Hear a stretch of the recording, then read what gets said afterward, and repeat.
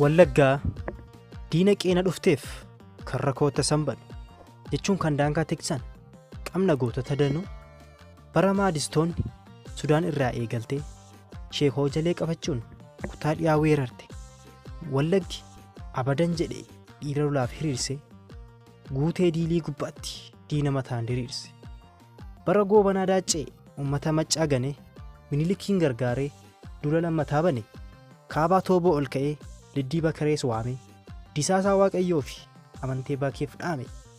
Eeboo xiiqii waraanee diina dugdaan gombise kan hafteef qotaa qotee biyya nagaan hambise.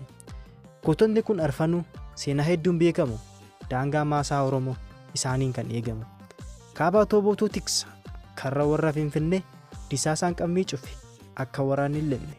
Liddiidhaan to'atame karri coocitii geessu amanteen meexxii eega lukkuunuu quban keessu. Kan qeesaa baraaru dirmatee gaafa xiiqii baruu barbaadda taanaan siin tarreessaa asiiqi. Qomoon kotta san bulu xaaliyaanii gabbaraa jedhee mucucoo kaasee goonni seenee waan bara.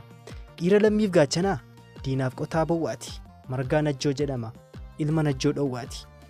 Goota fuuncaan dadhabe in wallaalta mootarii abdiisaa aagaa gadaa hin beektu taanaan bari. An waan inni raawwate bal'aan ibsuus baadhu warra na caalaa beekan xaaliyaanii gaafadhu. Dachee goota biqilchu aduudhaaf qilleensisaa sichan Oromiyaa koo labsee addunyaatti beeksisa. Sichan Oromiyaa koo labsee addunyaatti beeksisa. Sheer gochuun biyya kee beeksisi.